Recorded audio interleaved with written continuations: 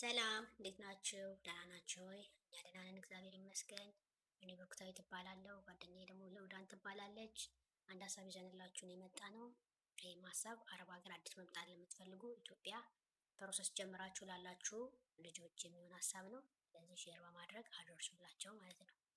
ይህም ሀሳብ ምንድን ነው? ይህን ሀሳብ ልናወራችሁ የመጣንበት ምክንያት እኛ ካየነው ኤክስፔሪንስ አንጻር ከደረሰብን ነገር አንጻር ለእናንተ ይጠቅማችኋል። እንደ ቀልድ ቪዲዮ ብንሰራ እኛ የምናደርጋቸው ነገሮች ለእናንተ ብናካፍላችሁ እናንተ ትጠቀማላችሁ ለማለት ነው።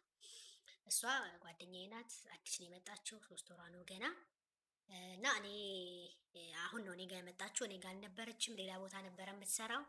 ሌላ ቦታ የነበረችበት ቦታ ደግሞ በጣም ተቸግራ ነበረ፣ ቋንቋ ባለማወቅ ከሰዎቿ ጋር ባለመግባባት በጣም ተቸገራ ነው። በከባድ ኬዝ ነው ከዛ ቤት ወጥታ እኔ ጋር የመጣችው እና እንደ አጋጣሚ እግዚአብሔር ፈቅዶ አብረን ነው የምንሰራው አሁን።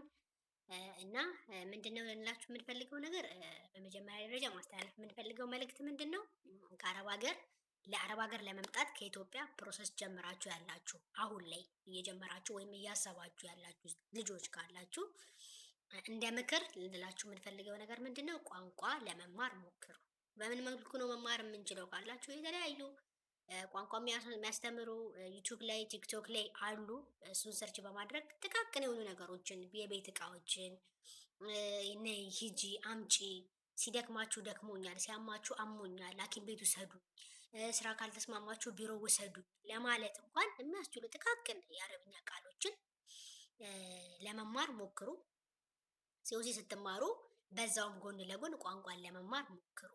ሲኦሲ ጽዳት ነው የምትማሩት፣ ምግብ ነው የምትማሩት። ኦፍኮርስ አስፈላጊ ነው፣ ግን ደግሞ ቋንቋ በጣም ወሳኝ ነው። ስለዚህ የተለያዩ ቋንቋዎችን ቲክቶክ ላይ ዩቱብ ላይ የሚያስተምሩ መምህራን አሉ። ሰርች እያደረጋችሁ አንዳንድ ነገሮችን ለመማር ሞክሩ። ቋንቋ ሳትችሉ እዚህ በሚመጡ ሰዓት በጣም ቻሌንጅ ነው፣ በጣም ከባድ ነው እና ያንን አድርጉ። ሌላው ደግሞ ልንላችሁ የፈለግነው ምንድን ነው? እኔና እሷ አሁን ከዚህ በኋላ እኔ እሷን ቋንቋ ላስተምራት እያሰብን ነው። አብረን ነው የምንሰራው፣ ጓደኛዬ ናት።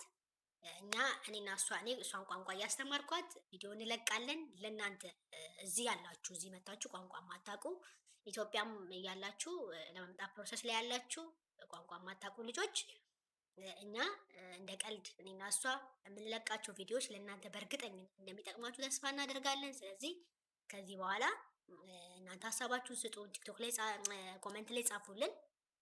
እኔ እሷን ቋንቋ አስተምራታለሁ። በዛውም ደግሞ የምትማሩ ልጆች ትኖራላችሁ፣ በውስጥም ጻፉልኝ።